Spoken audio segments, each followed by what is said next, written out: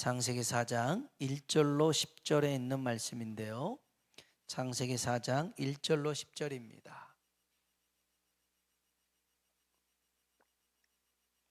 한 절씩 교독해서 읽어보도록 하겠습니다. 제가 먼저 1절 읽겠습니다.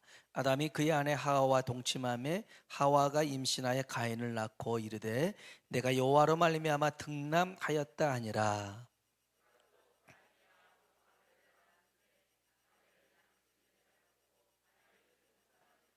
세월이 지난 후에 가인은 땅의 소산으로 제물을 삼아 여호와께 드렸고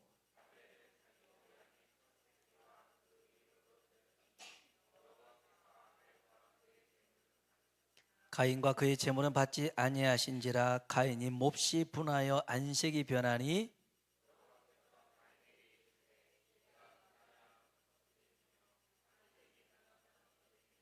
내가 선을 행하면 어찌 낯을 들지 못하겠느냐. 선을 행하지 아니하면 죄가 문에 엎드려 있느니라. 죄가 너를 원하나 너는 죄를 다스릴지니라.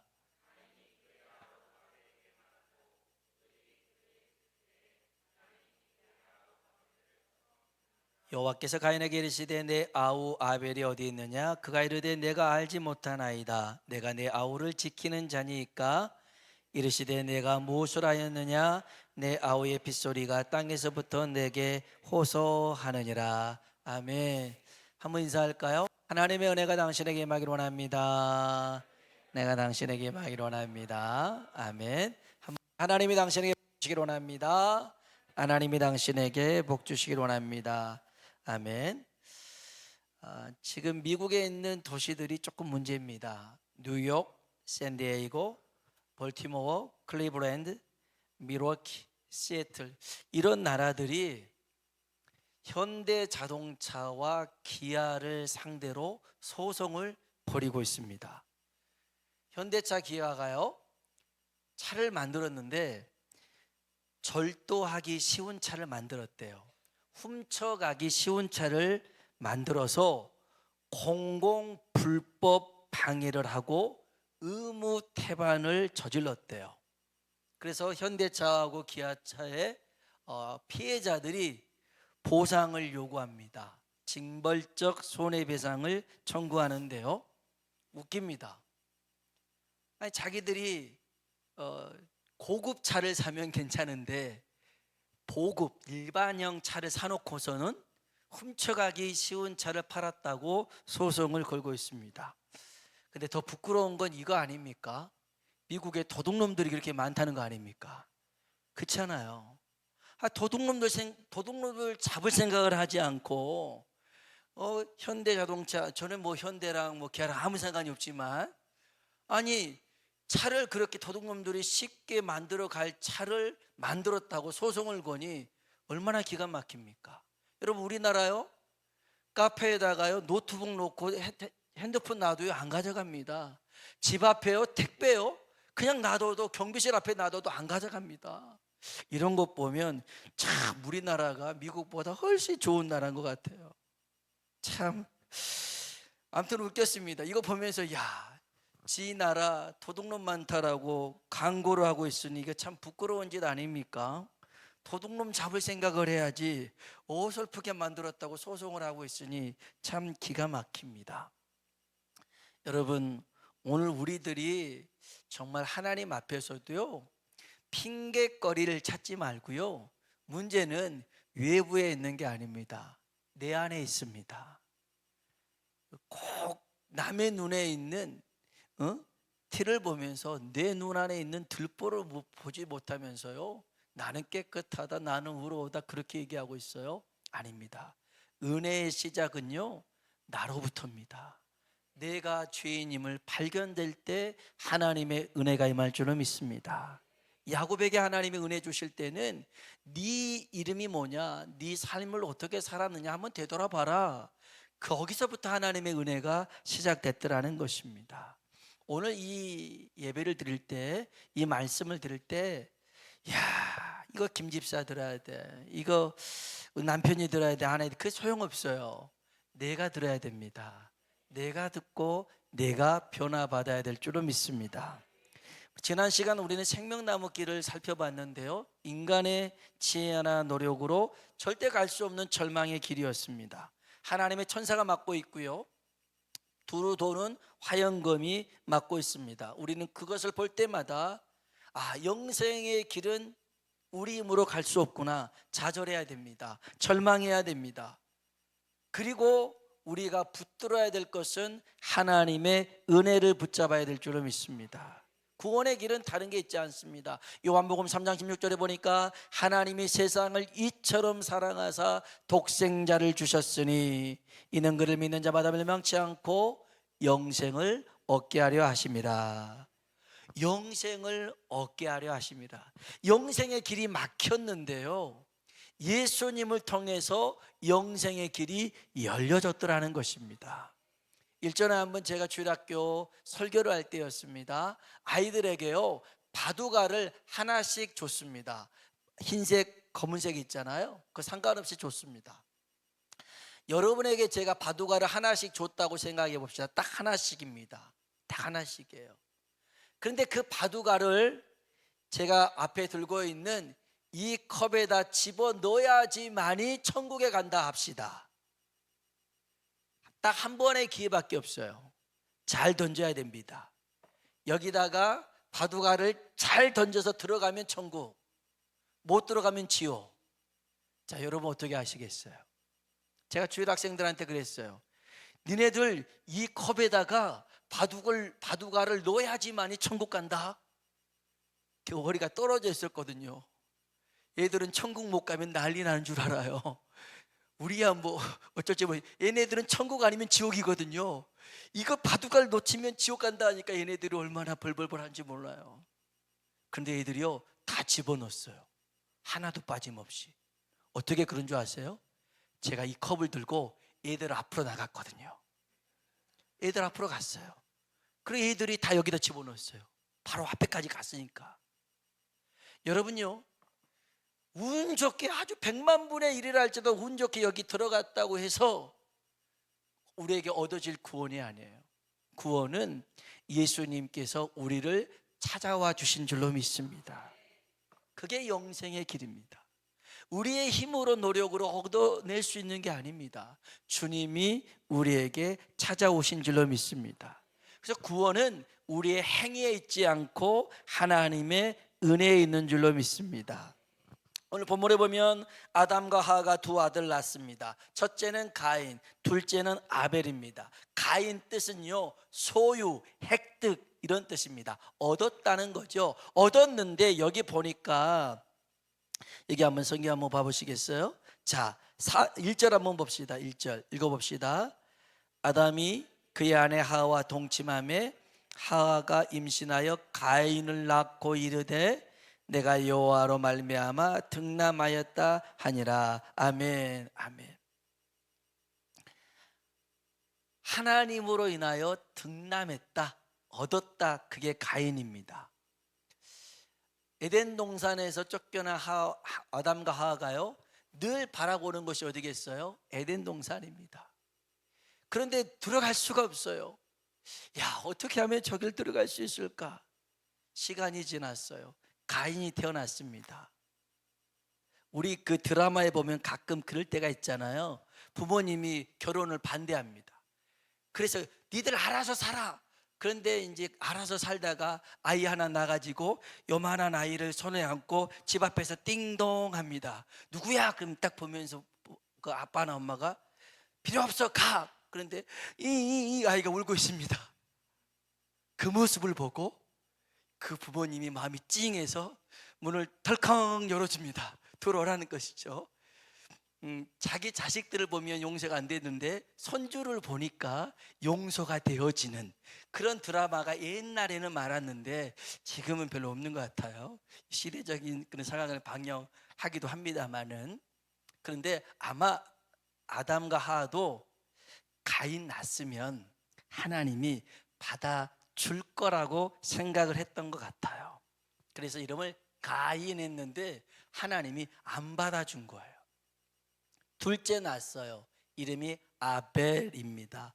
허벨에서 허무하다, 덧없다라는 뜻입니다. 하나님이 가인 낳으면 받아줄 줄 알았더니 그게 안 되더라는 거예요. 그래서 둘째 낳아봤자 소용없구나 그렇게 생각했어요. 여러분 잘 기억하세요. 하나님 앞에 저지른 범죄는 시간이 지났다고 자연스레 없어지는 게 아니더라는 겁니다. 인간 사회는요, 법에 따라서 공소시효라는 게 있습니다. 법의 일정 기간을 지나면 그 죄를 물을 수가 없게 됩니다. 죄인을 찾아도 공소시효가 지나면 물을 수가 없어요. 그런데 하나님께서 정해 놓으신 용서의 법규는 시간이 아니라는 것입니다. 시간이 지났다고 착한 일을 했다고 해서 용서받는 게 아니라는 거죠. 하나님과 어긋난 관계를 회복하는 첫걸음이 바로 예배였습니다. 속죄의 제사였습니다. 여러분, 하나님은 거룩하신 분인 줄로 믿습니다. 다른 말로 죄가 없으신 분이라는 거죠. 죄 없으신 거룩하신 하나님께서 죄인인 인간과 하나 될 수가 없죠. 공존할 수가 없습니다. 그래서 하나님께 나아가려면 인간의 죄를 다른 짐승에게 전가시킵니다. 이게 이제 짐승이라면 이 짐승에다가 내 죄를 전가를 시킵니다. 내가 지난번에 내 마음속으로 누구 욕하고 입으로 저주하고 그 다음에 남의 게 훔치고 이렇게 음욕을 품었던 것들을 다 이 짐승에게 전가합니다 하고선 이 짐승을 잡아 죽입니다. 이럴 때 죄가 없어지는 것입니다. 구약에는요 이런 제사를 드렸습니다. 그런데 신약 시대에서부터는 달라졌습니다. 예수님을 믿음으로부터는 달라졌습니다. 구약의 속죄 제사는 일회성입니다. 무슨 말이냐면 죄를 질 때마다 그 짐승을 잡아서 하나님 앞에 용서를 구합니다. 그때마다 다릅니다. 그런데 신약의 속죄 제사는 영원한 제사입니다.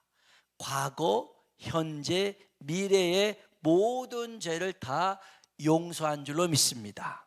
히브리서 7장 27절에 그는 이렇게 시작합니다. 예수님을 뜻합니다. 예수는 저 대제사장들이 먼저 자기 죄를 위하고 다음에 백성의 죄를 위하여 날마다 제사 드리는 것 같이 할 필요가 없으니 한번 따라 할까요? 이는 그가 단번에 자기를 드려 이루셨음이니라. 아멘. 예수님이 단번에 자신을 드려서 구원을 이루셨더라는 것입니다. 히브리서 9장 12절은 이렇게 얘기합니다. 그리스도께서는 염소와 송아지의 피로 하지 아니하고 따라합시다. 오직 자기의 피로 영원한 속죄를, 어떤 속죄요? 영원한 속죄입니다.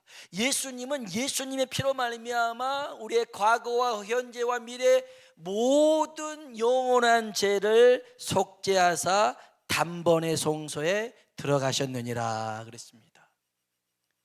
예수님께서 우리를 위해서 속죄의 제물 되신 것은 그 단번의 죽음이었지만 영원한 죽음입니다. 그 예수를 믿으면 우리의 모든 죄도 다 용서받는 줄로 믿습니다. 종교개혁을 일으켰던 루터가 있습니다. 원래는 사제죠. 근데 이제 사제 신부로 했는데 이 캐톨릭에서는 죄를 지으면 담당 신부를 찾아가서 고해성사를 하잖아요. 근데 이제 이 루터가 죄를 많이 졌어요. 그러니까 보통 사람들은 죄로 여기지 않았던 것들을 마음속에 이제 죄로 여겼던 거지요. 그리고 성경에 말했던 것들, 뭐 음욕을 품었던 거, 음욕을 저질렀던 거 아니에요. 가늠한 것도 아닌데 음욕을 품었던 거, 남을 미워하고 시기했던 것들이 막 떠오릅니다. 그러면 그때마다 담당 신부를 불러가지고 고해성사를 하기 시작합니다. 너무 힘들어요. 너무 자주 와요, 루터가. 그러니까 담당 신부가 뭐라고 그러냐면 야야야, 이제는 한꺼번에 몰아서 와라. 자꾸 오니까 귀찮다는 거예요. 자꾸 오니까. 그때 루터가 깨달은 게 있죠. 우리의 죄를 사해 주시려고 영원한 속죄를 이루신 예수 그리스도를 자기가 믿지 못하고 있더라는 거예요. 그 예수님은 우리의 모든 죄를 속죄하셨는데 내가 믿지 못하고 있구나. 그래서 오직 의인은 믿음으로 말미암아 살리라 외쳐 고백합니다. 여러분, 우리를 죄에서 자유롭게 하신 분은 예수 그리스도인 줄로 믿습니다. 요한계시록 7장을 새벽에 보고 있는데요, 14만 4천 명의 사람뿐만 아니라 흰옷을 입은 큰 무리가 하나님을 찬양합니다. 그때 한 장로가, 24장로 중에 한 장로가요, 사도 요한에게 물어봅니다. 야, 이 흰옷 입은 사람들이 누구냐? 그랬더니 모르겠어요. 당신이 아시지 않습니까? 그때 장로가 그럽니다. 큰 환난을 겪어서 이긴 사람인데 어린 양의 피로 흰옷을 입은 사람들이라는 것입니다. 그 흰옷 입은 많은 무리가 누구냐면 장차 하나님 앞에서 구원받아 영광 돌릴 우리들의 모습인 줄로 믿습니다. 어린 양의 보혈로, 7장에 나옵니다. 어린 양의 보혈로 우리가 흰옷을 입게 된 줄로 믿습니다. 우리는요, 정말 검은 옷을 입고 살아갑니다. 아니, 태생 자체가 마치 흑인이 태어날 때부터 흑인이어서 피부가 까매서 아무리 닦아보고 지워보고 어떻게 해도 안 변하잖아요. 마찬가지로 우리들도요, 아무리 우리가 선을 행하고 착한 일을 많이 해도 우리는 검은 옷을 입은 그런 존재들입니다. 그러나 이 검은 옷이 희게 변화될 수 있는 것은 어린 양의 보혈, 예수님의 보혈로 말미암아 희게 된 줄로 믿습니다. 그래서 우리는 그 예수님만 의지하고 나아가야 됩니다. 다시 창세기 4장으로 와서요, 오늘 말씀은 제 지배에서 벗어나는 길인데, 달리 말하면 하나님께 나아가는 길, 그분과 교제하는 길이 바로 예배임을 말씀해 주고 있습니다. 가인과 아벨이 하나님을 예배합니다. 가인의 직업은 농부였습니다. 수확한 열매의 곡식을 가지고 하나님께 드렸습니다. 아벨의 직업은 목자였습니다. 목자였습니다. 양의 첫 새끼와 그 기름으로 하나님 앞에 예배를 드렸습니다. 그런데 하나님이 아벨의 예배는 받습니다. 가인의 예배는 받지 않습니다. 여기서 여러분, 우리가 기억해야 될 게 있습니다. 우리가 드리는 예배를 하나님은 무조건 다 받은 게 아니라는 것입니다. 누구의 예배는 받고 누구의 예배는 안 받는다는 말일까요? 하나님이 예배자를 차별한다라는 뜻일까요? 아닙니다. 하나님은 예배자를 차별하지 않고 구별하십니다. 구별하셔요. 똑같은 예배 자리에 있다 해서 하나님이 찾으시고 받으시는 예배자가 될 수도 있고 안 될 수도 있더라는 것입니다. 하나님이 구별합니다. 어떻게 구별하시냐면, 한번 성경 볼까요? 자, 3절로 5절 말씀을 보겠습니다. 3절로 5절 같이 한번 읽어볼까요? 세월이 지난 후에 가인은 제물을 삼아 여호와께 드렸고, 아벨은 자기도 양의 첫 새끼와 그 기름으로 드렸더니 가인과 그의 제물은 받지 아니하신지라 안색이 변하니. 아멘. 아벨은 피의 제사를 드렸습니다. 가인은 곡식의 제사를 드렸습니다. 그래서 하나님이 아벨의 제사만 받았을까요? 그러지 않습니다. 자세히 보면 여기 4절에 아벨이 하나님께 예배를 드렸는데 정확하게 기록합니다. 아벨과 그의 제물은 받으셨으나, 5절 가인과 그의 제물은 받지 아니하신지라. 제물, 예물 따로 사람 따로가 아니라는 거죠. 사람과 예물을 같이 보셨습니다. 예배는 그렇습니다. 하나님이 우리의 물질, 그걸 얼마나 많이 그걸 보시는 분이 아니죠. 우리를 보시는데 이 순간에 나와 있는 예배도 보시지만 어떤 삶을 살았느냐를 하나님이 달아보십니다. 그래서 여러분, 교회 안에서의 예배자의 모습만이 아니라 교회 밖에서의 예배자의 모습이 중요합니다. 삶의 예배가 중요하더라는 것입니다. 가인은 제대로 살지 못했습니다. 그걸 어떻게 알 수 있어요? 알 수 있습니다. 여기 한번 성경 보십시오. 6절 7절입니다. 읽어봅시다. 여호와께서 가인에게 이르시되 분하여 함은 어찌 됨이며 안식이 변함은 내가 선을 행하면 어찌 낯을 들지 못하겠느냐.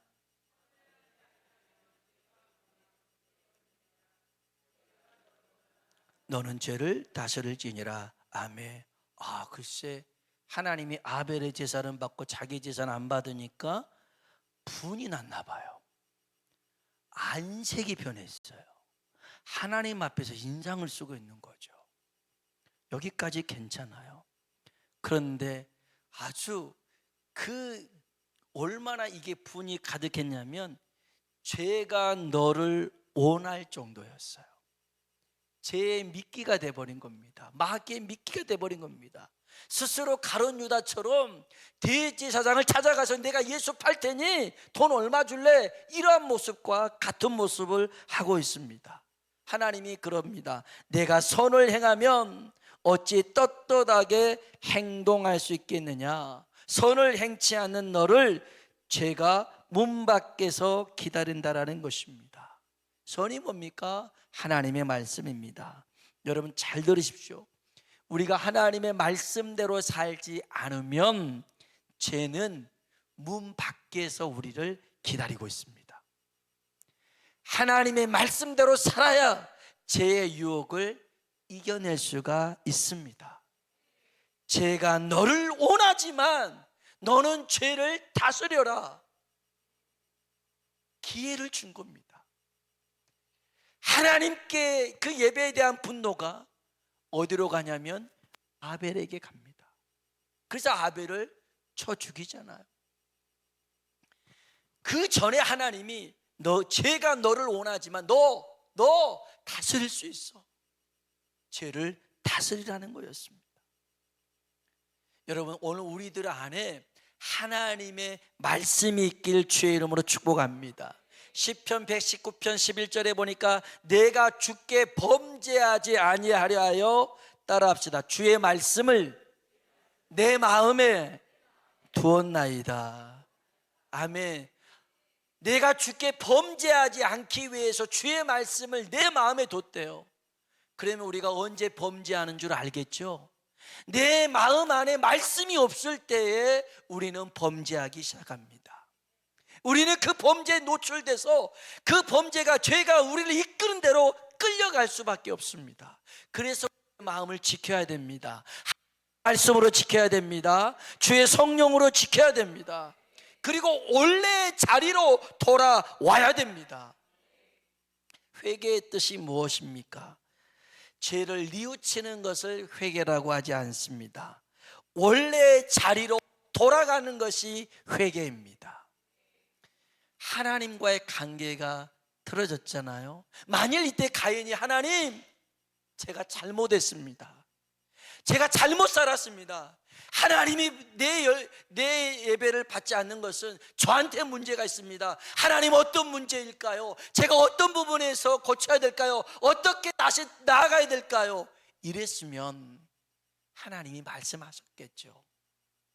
그런데 그렇게 하지 않았습니다. 가인은 형벌에 대한 탄원만 했습니다. 하나님이 아벨만 받고 나는 안 받아서 그런 거 아니에요? 이런 겁니다.